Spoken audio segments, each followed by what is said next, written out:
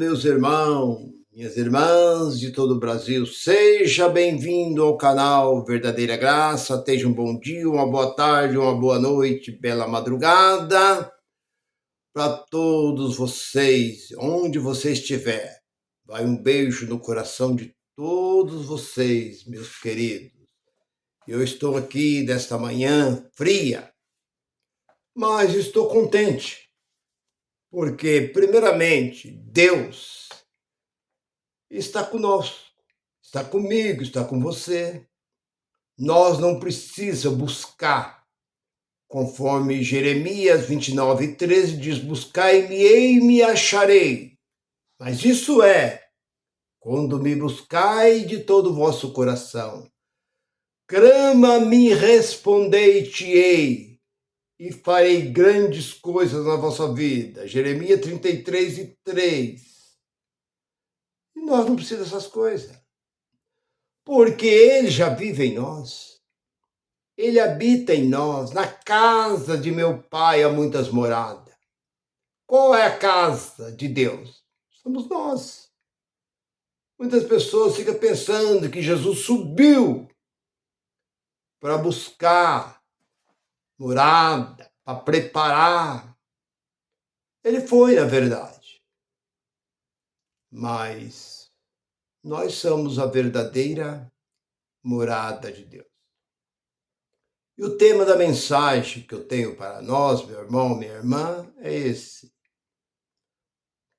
Para que serve o dízimo? Para que serve o dízimo? Para comer. Ele não tem outro significado senão comer. É comida. Dízimo é comida. Não. Dízimo é para ajudar a obra de Deus. Fica esses cão guloso aí dizendo. Cão?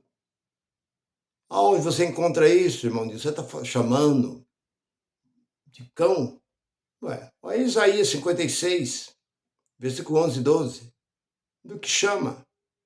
Esses cão, comelão, beberrão, bebia tanto que ficava bêbado. E o que é cão? Cão é cachorro. É isso que esses cão sabem fazer. Então, voltando. O dízimo. O que é o dízimo? Para que serve o dízimo? Qual o significado do dízimo? O dízimo ele não tem outro significado senão comer. Nada mais. Em lugar nenhum deste livro você encontra dizendo que o dízimo era para Deus. Deus é espírito. Deus não precisa de comida. Por que então vocês dizem, não, chegou a hora de vocês abençoar a casa de Deus? Porque ela não é abençoada, não. É o homem que tem que abençoar. Nós já somos abençoados. Desde o princípio. Está lá em Efésios, capítulo 1, versículo 4. Leia ali. Nós somos abençoados com todas, não foi com algum, com toda sorte de bênção. Espiritual e material. Nós não precisamos mais de bênção. Não precisa de ninguém estar pondo a mão na sua cabeça. Não deixa homem nenhum, porque Deus não nos deixou cuidar de homem nenhum. Não existe homem na face da terra que tem direito de colocar a mão. A congregação cristã do Brasil está certa. Está mais certa do que esses outros movimentos. Porque lá eles ignoram colocar a mão na cabeça de qualquer pessoa dentro da congregação cristã do Brasil. Eu logo no início, eu tive 11 vezes, visitei 11, 12 vezes, visitei a congregação.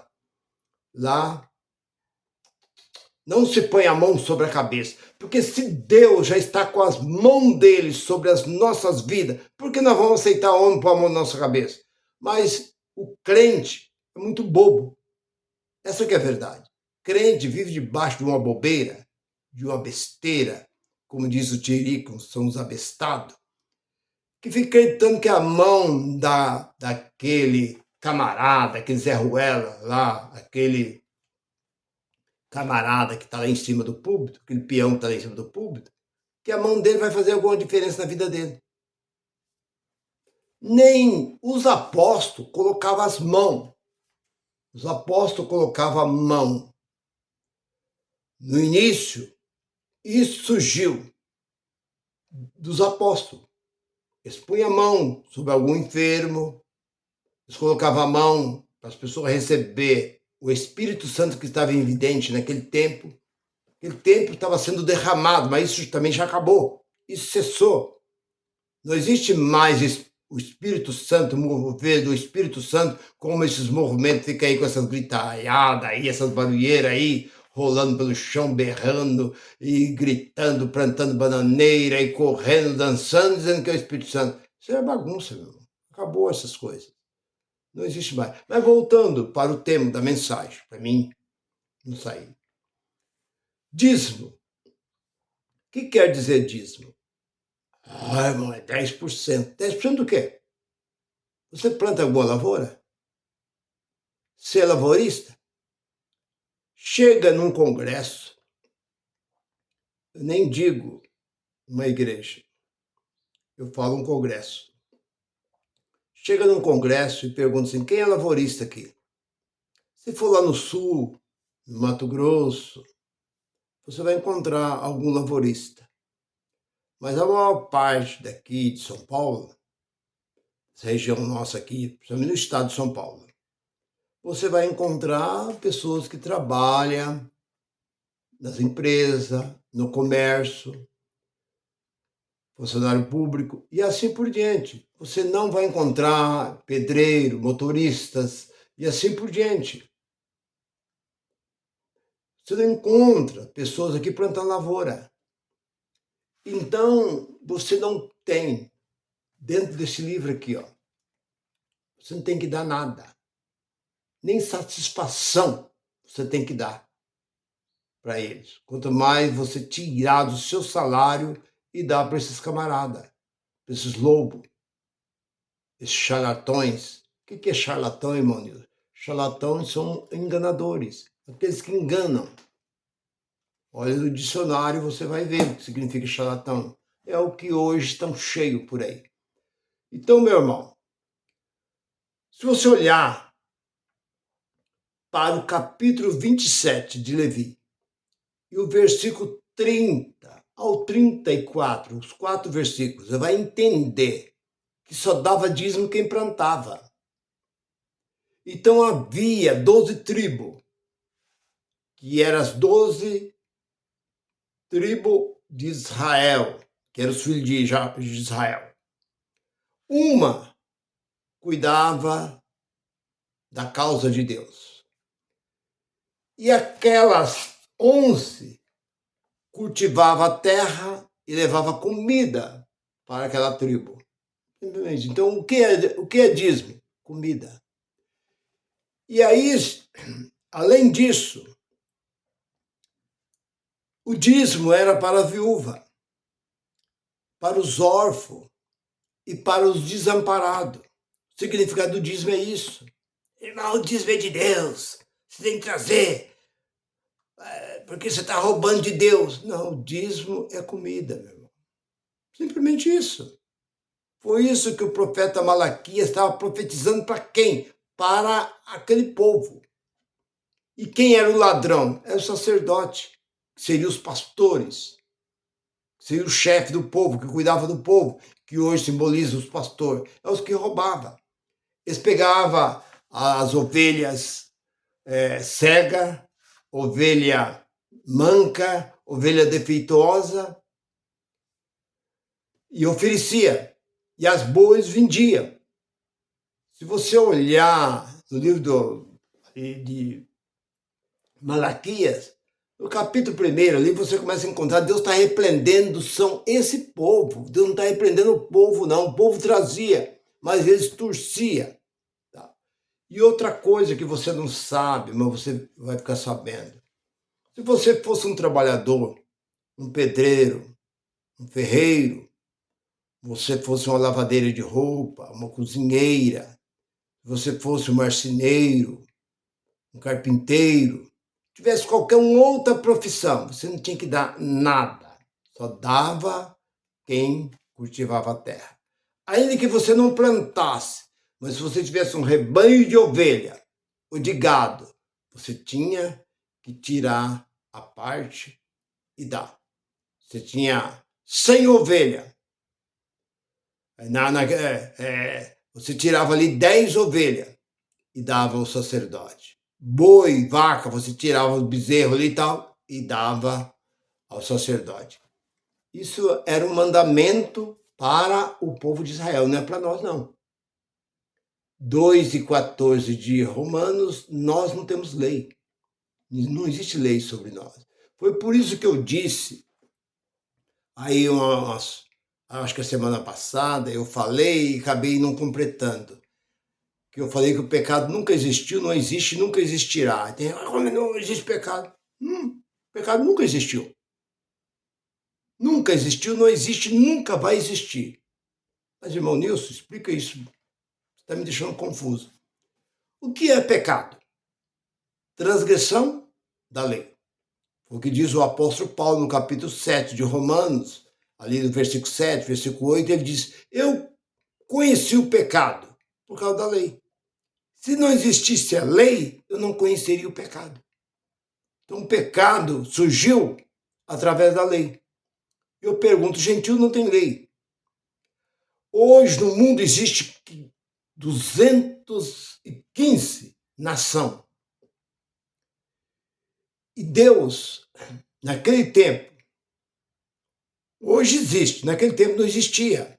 Por exemplo, se naquele tempo existisse lá 30 ou 40 nações, mas só Israel era a nação que tinha pecado. A nação vizinha, o Egito, que pecado que tinha o Egito? O Egito não tinha pecado nenhum. Que pecado que tinha a Síria? A Síria não tinha pecado nenhum. Nenhuma nação tinha pecado. Então é isso que eu quero explicar. O pecado só existia em Israel.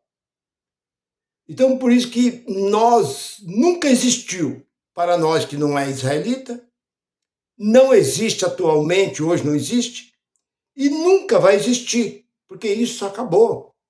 Essa Bíblia selou, acabou. Hoje essa Bíblia é um livro histórico. Acabou.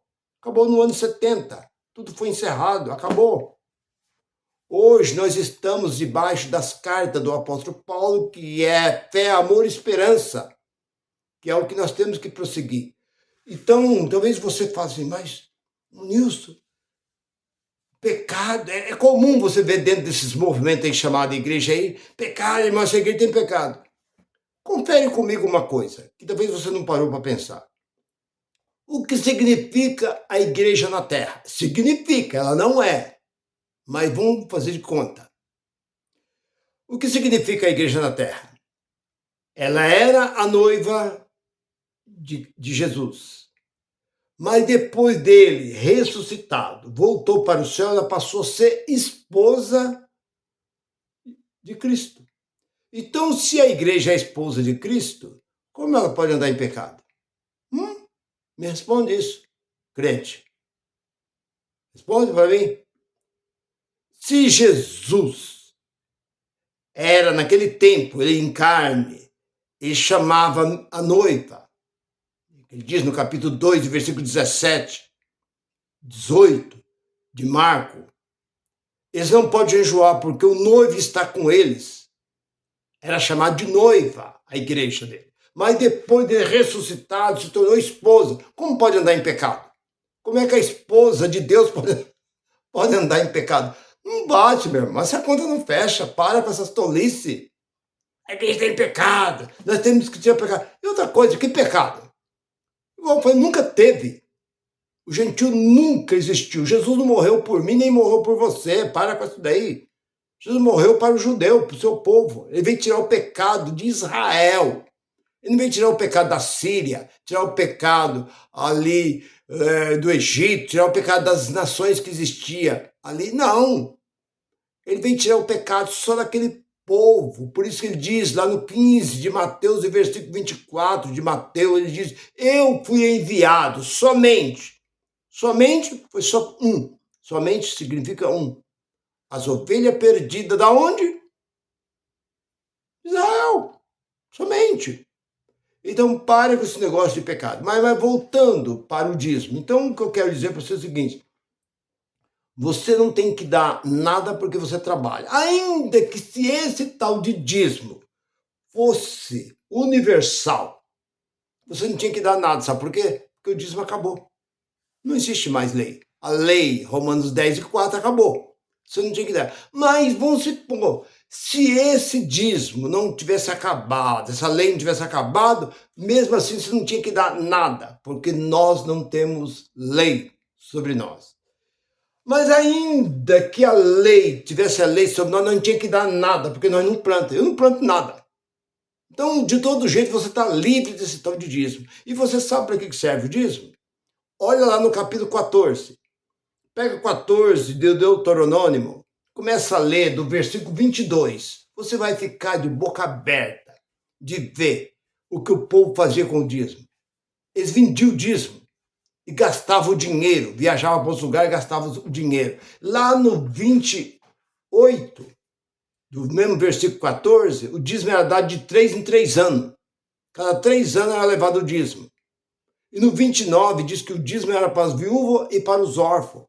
Não é para comprar avião, comprar iate, mansão e comprar tanta coisa, viajar e tal. Tem bilionário, dono de grandes empresas, dono de televisão, dono de tanta coisa. Da onde? Da onde tiraram isso? Tiraram do povo. Dízimo é comida. Então você sabe que dízimo era dado de 3 em 3 anos. Também encontra também Deuteronômio 16, e ali no versículo 11 e 12 também, cada 3 anos eles levavam o dízimo. Se você quisesse levar de ano em ano, você podia levar, mas eles juntavam. De um ano eles deixavam para o outro, eles levavam a cada 3 anos, porque da vez morava longe, para trazer, eles tinham que pôr num carro de boi, num carroção e levar lá, no lombo de animal, levar. Então a cada 3 anos eles da vez davam o dízimo. Por que esse povo quer todo dia? Todo dia estão querendo. Por quê? Porque eles não vivem sem isso. É o que mantém essas portas abertas, é o dinheiro, não é Deus. Porque Deus não habita nesse lugar. Deus nunca. Deus passa longe desse lugar. Quem domina esse lugar é o próprio homem. Meu irmão, minha irmã, se você gostou, se você ainda não é inscrito, inscreva no meu canal, divulga essa mensagem para aquelas pessoas que acham que está em falta com Deus, tem que dar o dízimo para a obra de Deus, que Deus não tem obra, quem tem obra é o governo. Se ele quer dar o dízimo, dá o dízimo para o governo. O governo federal está precisando de dízimo, ele está precisando de dinheiro. Manda o dinheiro para o governo federal, que ele precisa fazer rodovia, ponte, escola, hospital, um monte de coisa. Mas esses empresários desses movimentos não precisam de dinheiro. Eles precisam arrumar um serviço e trabalhar, é isso que eles precisam. Meu irmão, fique com esta palavra. Graça e paz para todos. Bye, bye.